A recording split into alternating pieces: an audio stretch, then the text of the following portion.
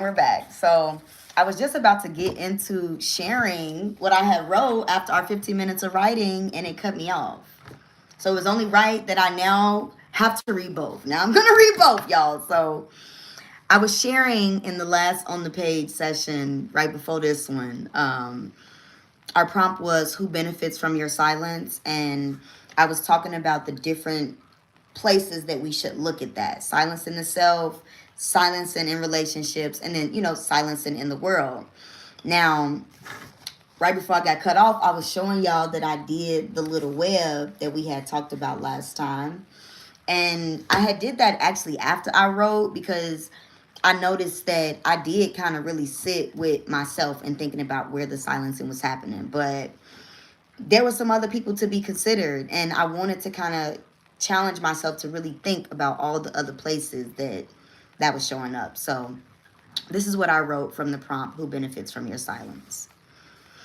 When you feel that urge from your belly to proclaim, to command your truth, your side of this big story, when you feel the fear of being exposed, of being seen, when you are seen, can you hold that too? Command that too. It can feel powerful to be that powerful, and responsibility will follow, stretching your capacity. You didn't even know you could get that big, that loud. Roar, scream, laugh, proclaim, proclaim, proclaim. Roar, scream, laugh, proclaim, proclaim, proclaim. You didn't even know that you could get that loud. Today you will say it clear, say it loud, say it light, say it. Girl, I be writing. Say it embodied. Say it angry. Say it with rage. Say it full of delight in the beauty of your voice, the cadence of your words, the way the line,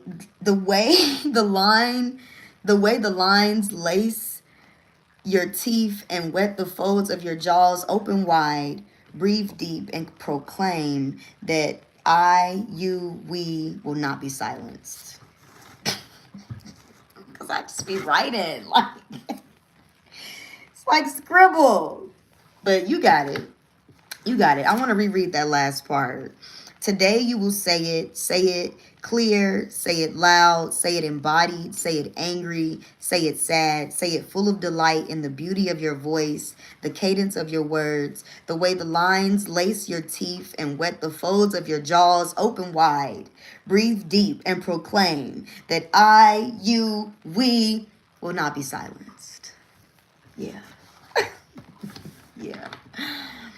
So that's what I wrote initially when I first kind of came up with the who benefits from my silence prompt, or just reflecting on that question, reflecting on, like I talked about in part one. I want you to go back and watch part one, because part one kind of really guides you through all of this that I just wrote about. But as I was thinking about who benefited from his silence in the book, I was like, yeah, let me get into that. So the next one that I wrote today is, again, from the prompt, who benefits from your silence.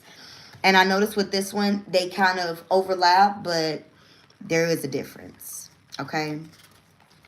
I can be loud in my feelings, in my expressions, my laugh, my voice. When I'm loud, there's always a part of me that feels self-conscious. How does my loudness make others feel? Are they comfortable in the echoes of my laugh, my passion, my cadence, my boom, boom, boom? I be loud. And in the moment, unapologetic, but then I always come back to that feeling, am I sorry?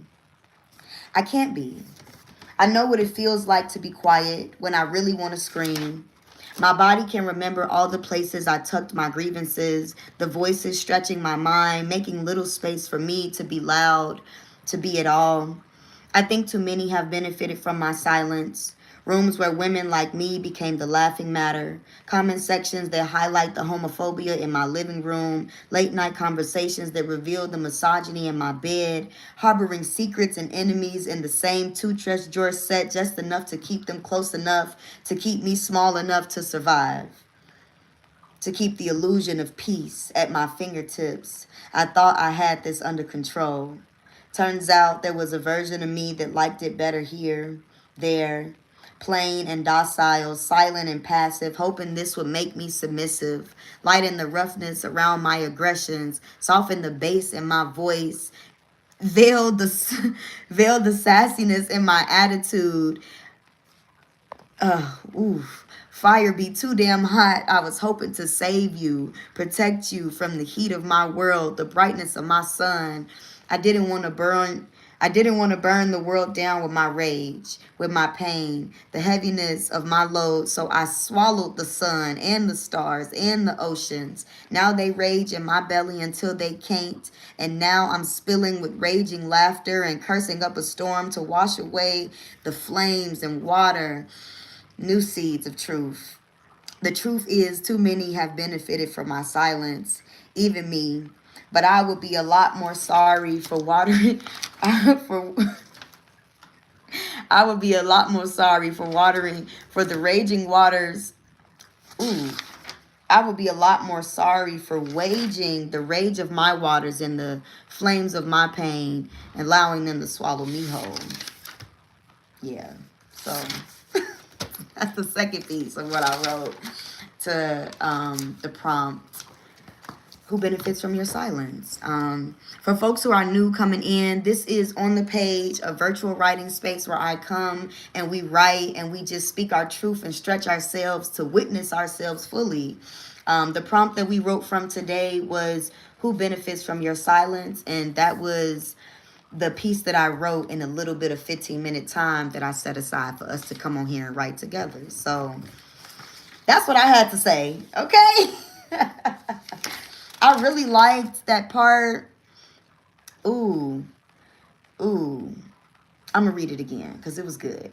I think too many have benefited from my silence. Rooms where women like me became the laughing matter. Comment sections that highlight the homophobia in my living room. Late night conversations that reveal the misogyny in my bed. Harboring secrets and enemies in the same two-dress drawer set. Just enough space to keep them close enough. To keep me small enough to survive. To keep the illusion of peace at my fingertips. I thought I had this under control.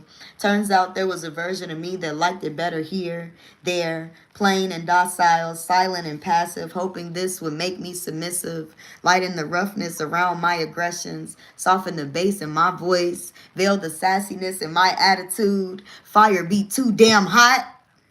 I was hoping to save you, protect you from the heat of my world, the brightness of my sun. I didn't want to burn the world down with my rage, with my pain, the heaviness of my load. So I swallowed the sun and the stars and the oceans. Now they rage in my belly until they can't. And now I'm spilling with raging laughter and cursing up a storm to wash away the flames and water new seeds of truth.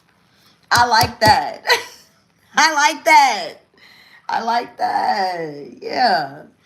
So, yeah. I hope that y'all also took... So, this was part 2 of the part 1 original session. Because we was on here writing and talking, y'all. And then they cut us off. So, this is part 2. Make sure you go back and watch part 1. It'll be posted soon, I'm sure. And I want to invite folks to continue to come back to the page. Come back to this prompt.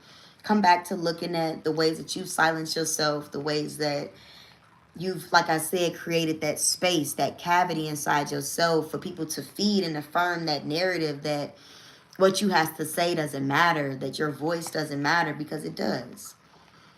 We all have something to contribute to the collective truth, the collective story, the collective understanding of why we're all here. And that's why we all have a lived experience that allows us to contribute, and we must shout it loud from the mountaintops. Yeah, I'm really sitting with that, because that ate me up. That ate me up real good. And like I told y'all, I was thinking about all the different ways that not only have I silenced myself, but that I've also kind of dimmed my light in spaces where my truth could have held so much. Just wait.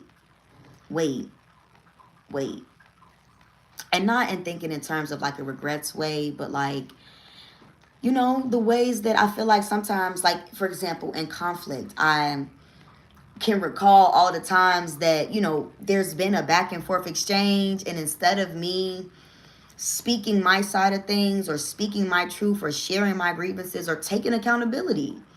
Instead of me taking accountability, correcting my harm, I chose silence. I chose silence. And looking at that, I'm like, oh, that was not real. That was not, you could have did better than that. Like, but in looking at that, I'm like, okay, does this make me more plain? Does this make me more docile? Does this allow me to keep the peace? Does this make me more submissive? Does this lighten the roughness around my aggression? Take the sassiness out of my attitude? Like, does it make me palatable?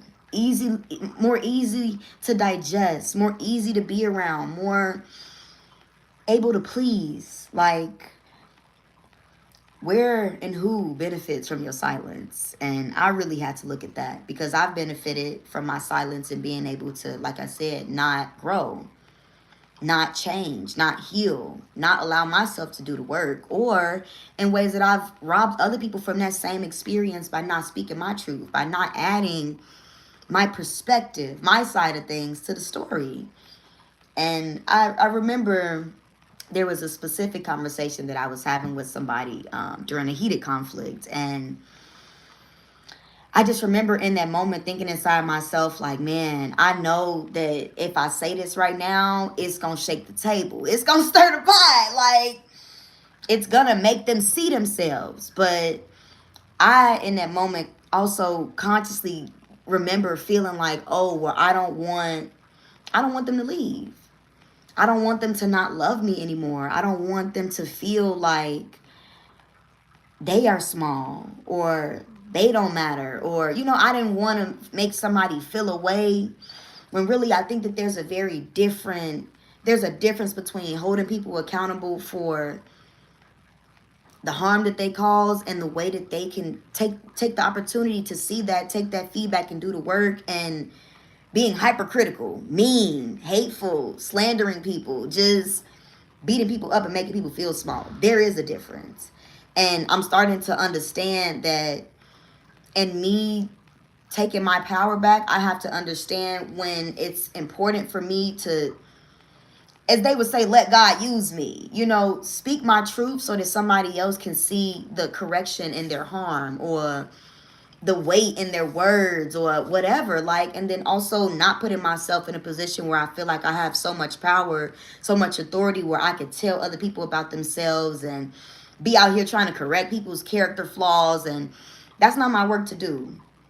That's not my work to do. There's a Taoist, I've read a lot of Taoist traditions, and one of them is, it's not your job to shine light on other people's flaws, not in the way where you are naming all the things that's wrong with them and identifying all of their flaws. That's not your job. Your job is to reflect back to them where that impact has shown up in your life through your truth. Through your truth. How did that make you feel? Where did that land in your heart? Did it or did it not? Do you or do you not feel cared for? Like, from your perspective, from your position. That is where we can help, guide, and heal each other towards being other people. But going around beating people with a stick, with our words, trying to get them to do better it's not really getting us anywhere. So that's what I was really looking at and thinking about, that concept of who benefits from my silence. And also, I want you to challenge yourself to think about, where are you aiding and silencing other people around you? Where are you robbing people from the opportunity to speak their truth? And I don't even believe that you can rob somebody of that, but sometimes we take up so much space in the how convinced we be and what the truth is, right? How much we believe that what we say and what we think and what we believe is the truth, that we don't create space for other people to come in and share their world with us, share their truth with us. That is how we can truly see and witness the people around us, but not just from our lens, from the lens of who they are and what they bring to your world and to the table. So I want us to keep thinking, like I said, keep thinking on that prompt, keep going back to the page, keep going into them different areas, the silencing of the self, the silencing in relationships, the silencing in the world, and excavate, meaning get in there, get to the core. of where you're seeing those things show up. And that is our time today on the page, y'all. That is our time today. I'm glad this segment of me reading was a little bit shorter than the OG segment of me talking and reading and chatting and sipping the tea, because maybe people will get to get this and then they'll go back. Because I want to tell you to go back and get that. Sankofa, baby, go back and get that and then come back here and it'll all make sense. We're sipping Ink Still Wet from the On the Page Herbal Tea Collection from MAATI'S Tea Time. New shit. New shit. Ink Still Wet. It's a hibiscus-based blend. Really good for opening the heart, getting that blood pumping. Hibiscus is overall really good for blood pressure too. So if you turn and you need something to help you bring it down a little bit, bring it down a little bit. Calm it down a little bit. And not to say that you need to silence your rage, but I want it to be directed and discerned. Like I said, we can't just be out here saying and doing anything. Dang. So the tea was made to really guide us in this work specifically. Because right now, I don't know if you're new here, but right now in this season of On the Page, we're looking at how we can transcend our current vision of what's possible and embrace something bigger. Not saying that you have to be bigger, but maybe you're thinking small and you could be thinking a little bit bigger. Maybe you're showing up in like a little bit of capacity when you could be really giving a lot more of your capacity, stretching yourself. Right now we in a season of talking about how we can stretch ourselves, make ourselves be able to hold more, while also tending to what we have with intention, discernment, and diligence. Consistency. That's why I'm back here this Sunday on the page, because I'm showing up in consistency, y'all. But that's what we've been talking about in this season. So today's prompt was just an extension of you looking at where in your life are you playing small. And that playing small is an umbrella term, because that goes into silencing. That goes into where are you not doing the work? Where are you not allowing yourself to grow? Where are you making excuses for why it's okay for you to stay comfortable? Where are you not letting yourself get a little uncomfortable so that you can get a little bit bigger? A little bit bigger. So come back next Sunday. We'll be back 11 a.m. Pacific Standard Time on the page, on the YouTube. I'm going to just do the lives from my phone from now on, and we just going to rock out from there. I'm not going to try to do the whole, we just going to get on here and do it like this, and y'all can come on in, and we going to get it done. But thank you for coming. Remember, you can get Ink Still Wet, MAATI'S You better have your tea the next time you come to this. Yeah. Have your tea the next time you show up. Make sure you got that. Make sure you got that. And I'll see y'all on the next one. Make sure you go. So I'll be sharing one of these on the Substack. I told y'all last time about the Substack. Please make sure that you go back and watch the previous On the Page session so that you can get that and understand what we're doing here moving forward. But I'll also be sharing a little bit more on this process on Substack to kind of just redirect you so that you understand how to keep it going even when I'm not here. The Substack, the Instagram, the tea. That's it. I'll see you next Sunday, 11 a.m. Go to your local bookstore. Don't buy this on Amazon. Please don't buy this on Amazon. Go to your local bookstore. Go to the library. Go get it somewhere local. Go outside and get the book. Sky Full of Elephants, Sibo Campbell. And I ain't even going to say too much on that. You're going to have to go back and watch part 1. Thank y'all for coming. I'll see y'all on the next On the Page next Sunday, 11 a.m.